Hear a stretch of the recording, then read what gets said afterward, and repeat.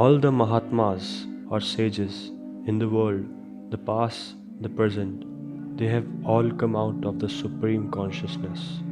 When He is one with it, then there is nothing He lacks. He can create 1,000 universes. He can create galaxies. He is the Supreme Controller. All the powers are His. Actually speaking, any Jivan Mukta who is liberated while alive is like a superconductor. In quantum physics, a normal wire is so weak that when a magnet comes near to it, then the electrons in the wire run here and there. They cannot stand the onslaught of the photons that come from the magnet. On the contrary, if that wire is reduced to a temperature of 0 degrees, then it becomes a superconductor. When it becomes a superconductor, when you bring a magnet towards it, even at a distance, the wire is aware. It knows pretty well that, say, 50 dynes of force is coming to attack. And then it has Srijan Shakti or creative power. It energizes the electrons with the same 50 dynes of forces. When the magnet's photon come and attack the wire, the electrons reject with equal force. None of the electrons allow the photons to pierce. The photons go around the wire, get exhausted and fall. In the spiritual world, a Jivan Mukta is a superconductor. He is a Sarvagya. He knows everything, the past, the present, the future of the entire universe. In the case of a Jivan Mukta, the thought force can do nothing to him. It is reduced to zero and drops exhausted. The entire world is but a thought. A Jivan Mukta reduces it to zero, and he is then in the lap of Supreme Consciousness. And Bhagavan belonged to the highest category of Jivan Mukta. He had ultimate knowledge of reality. Words cannot express that reality. He becomes that.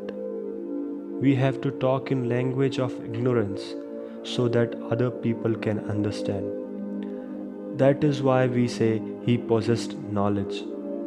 There is no question of possessing knowledge. He is the supreme knowledge.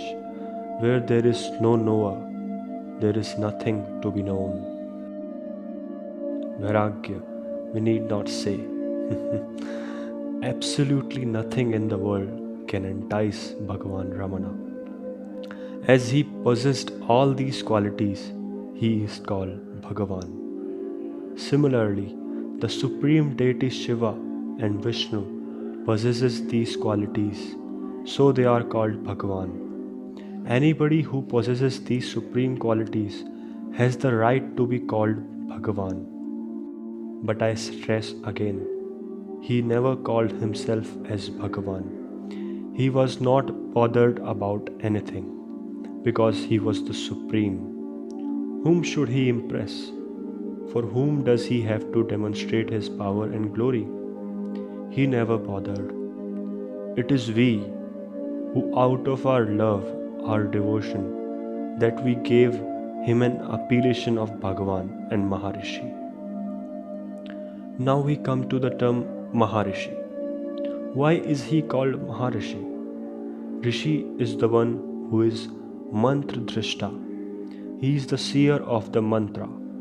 Any mantra would be of a particular deity.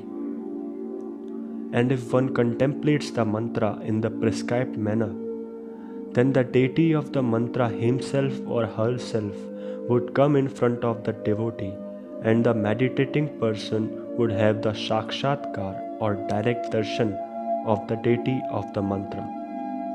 So rishis are those who are able to see a mantra and realize the deity underlying the mantra. But as far as Bhagavan Ramana was concerned, he never had any thought of any lower deity. Bhagavan himself was the supreme consciousness, supreme reality, which is called as Brahman or Atman. One who has realized the supreme reality is called a Maharishi.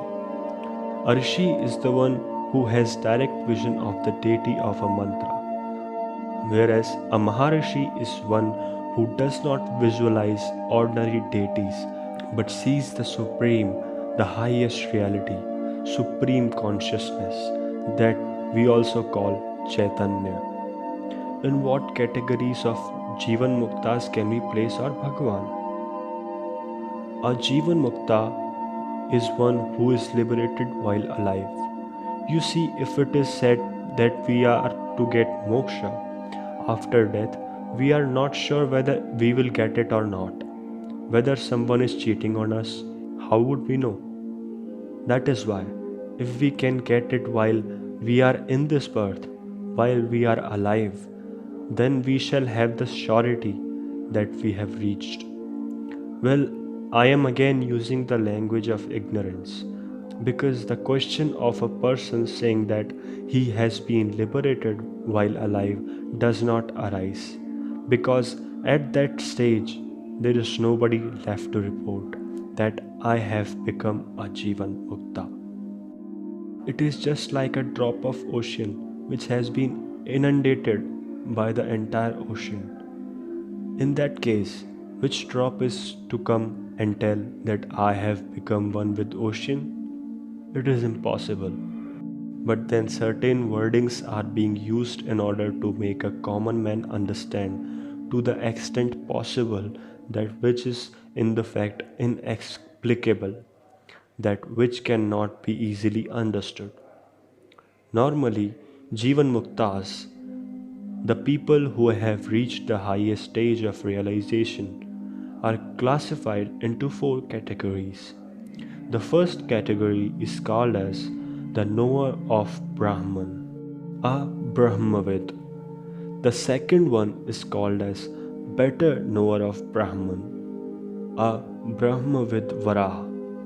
The third one is called Brahmavid Variya, the one who knows the Brahman best. The fourth is Brahmavid Varishtha, the greatest knower of Brahman. Beyond this fourth is a category, the highest category, rarely reached.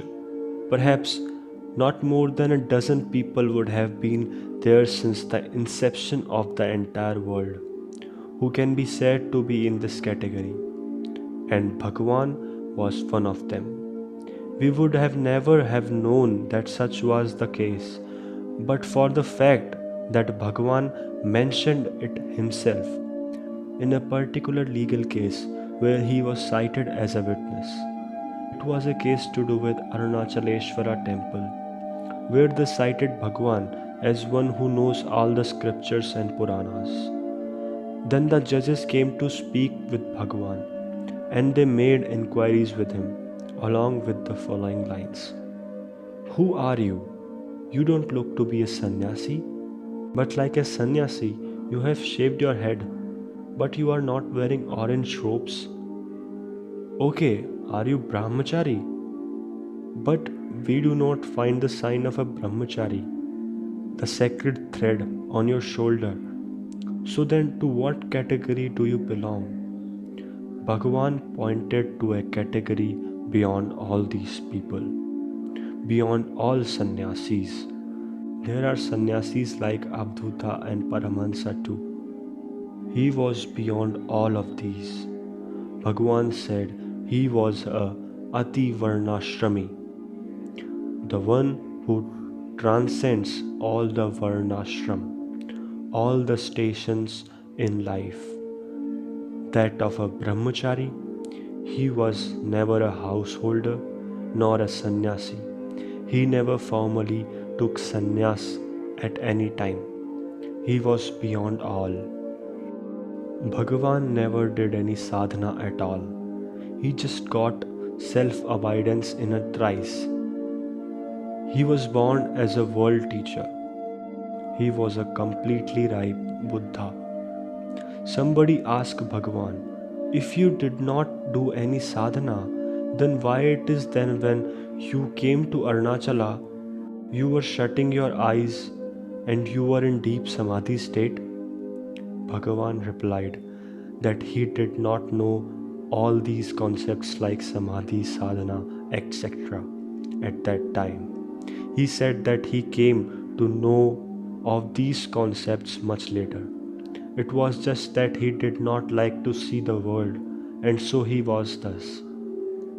Bhagavan himself has said that the day he got the death experience, he attained the final supreme. He became the supreme. The entire reality was he. So there was no question of any sadhana or any tapasya being done. He who has realized by his own experience and by the authority of Vedanta his own self as peerless, unconditioned, unaffected, ever pure, beyond illusion, being and consciousness in one, and supremely immortal, is a true Ativarnashrami in every aspect as described by the scriptures.